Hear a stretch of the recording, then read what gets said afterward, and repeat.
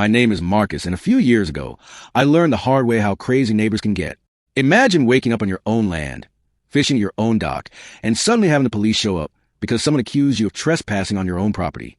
That's exactly what happened to me, thanks to a woman who thought she ran our lake community. Everyone called her Karen, though her real name was Brenda Carmichael. She called the cops on me, threatened lawsuits, filed fake complaints, and even tried bribing local officials to get me kicked off my own land. But the funniest part?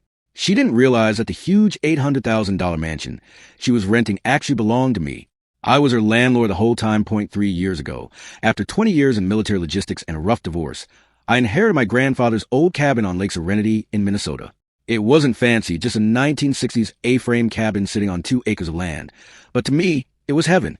Every morning, I'd drink my coffee on the dock while the lake was still and quiet, listening to the birds. The air smelled of pine and fresh water, so clean it felt like it was washing away the years of diesel fumes from my Army days.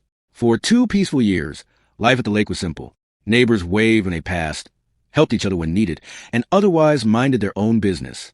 Then Brenda showed up. She bought the biggest, ugliest house on the lake, something that looked like it belonged in a fancy suburb, not in the woods. She introduced herself to everyone while riding around in her shiny pontoon boat, dressed like she was going to a country club. On the surface, she seemed sweet, but her eyes were cold. One morning, she pulled up to my dock. "Hello, neighbor," she said, with a smile that looked more fake than a used car salesman's pitch. She introduced herself as a representative of the Homeowners Association, claiming my rustic setup didn't meet community standards. I nearly spit out my coffee. "What Homeowners Association?" I asked. She insisted there was one and said my old aluminum boat and my fishing gear made the place look trashy. That boat had caught more fish than her luxury pontoon ever would, and my gear included handmade rod holders my grandfather had carved. I told her flat out, "Lady, this land has been in my family longer than you've been alive. There is no HOA here, and there never will be." Her smile dropped, her voice turned icy, and she said, "We'll see about that, soldier boy."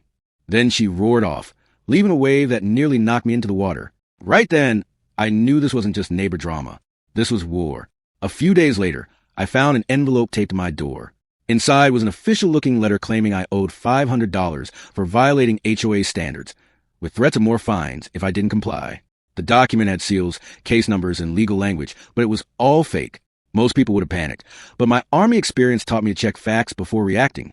So I went to the courthouse and spoke with Dolores, an old clerk who'd seen everything. She confirmed my deed had no HOA restrictions at all. In fact, Brenda's so-called HOA was nothing more than a group of 12 members out of 47 lake properties.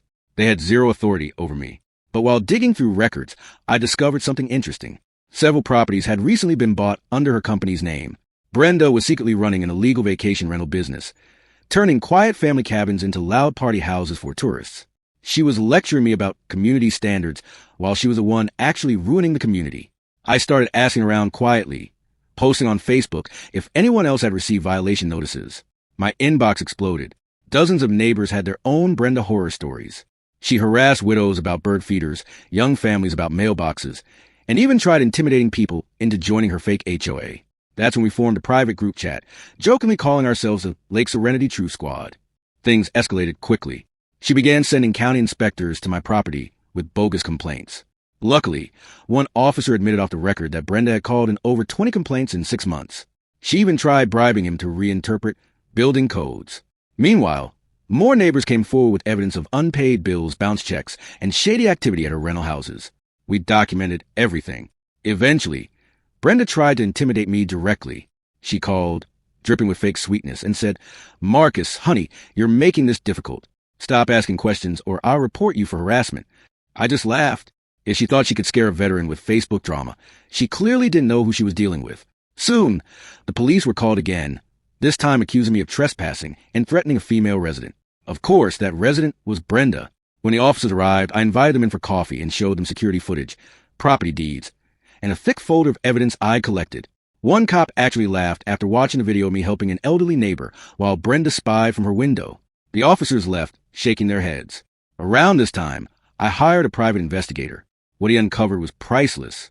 Brenda owed nearly $50,000 in unpaid HOA fees from a previous neighborhood in Minneapolis. She'd been sued and lost. She also had thousands in unpaid debts to contractors, marinas, and stores. Her entire lifestyle was built on threats, intimidation, and dodging payments. And her vacation rental business? completely illegal, with no licenses, breaking multiple zoning laws. Our Truth Squad now had mountains of evidence. Brenda was cornered, and desperate people make dumb choices. One night, my cameras caught her handyman sneaking onto my property and sabotaging my boat. He pulled out the drain plug, sinking it and causing thousands of dollars in damage. Unfortunately for them, the whole thing was caught on camera, complete with audio of him muttering, "Crazy lady jobs." That crossed the line into criminal territory, and the sheriff started watching her closely. Brenda, however, didn't slow down. She started yelling at neighbors in public, demanding they pick sides in the lake war. She screamed at a teenage marina worker, caused a meltdown at a grocery store, and tried to bribe multiple public officials, including a county commissioner and even a sheriff's deputy. One inspector wore a wire, recorded her offering cash in exchange for shutting me down. At that point, the district attorney began investigating her for corruption. While this was unfolding, my grandfather's old lawyer discovered something I hadn't realized. Years earlier, my grandfather had set up a property trust, and through it, I actually owned 4 properties around the lake, including Brenda's mansion. For 3 years, she had been paying rent to a management company, and the money was going into an account I didn't know about. The woman who had been terrorizing me was literally my tenant. Even better, her lease banned unlicensed businesses and required her to maintain peace with neighbors. She had broken nearly every rule. That meant I had the power to evict her. My lawyer advised me to give her one final chance, but we prepared eviction papers just in case. Meanwhile, our Truth Squad continued to gather evidence, and the local paper got wind of the bribery investigation. Everyone was ready for the showdown. It all came to a head at a town council meeting, where over 300 people packed into the high school gym. Brenda showed up with an expensive lawyer, dressed in a white power suit, acting important. I walked to the podium with my folder of evidence. First, I revealed the truth. I was her landlord. The entire gym erupted in laughter and applause. Then I presented the timeline of her harassment, the video evidence of the boat's sabotage, the audio recordings of bribery, and the mountain of unpaid bills. Finally, I held up her eviction notice. "As your landlord, you have 30 days to vacate," I said. The place went wild with cheers.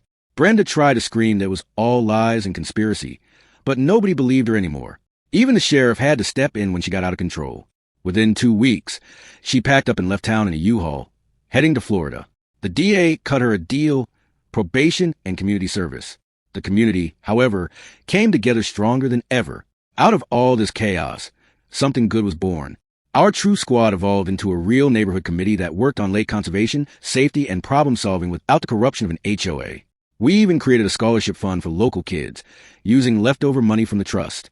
The annual fundraiser became a celebration of unity, where people told Brenda's stories the way others talk about surviving storms. I also found something personal in all this. Janet, the retired librarian who had organized all our evidence, and I started dating. Turns out librarians make excellent partners when they're not busy toppling corrupt vacation rental empires. Together, we rebuilt not just our peace, but our community. So what did I learn? 3 things.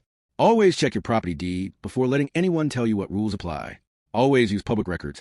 Knowledge is power. And finally, document everything, because evidence wins when bullies try to lie.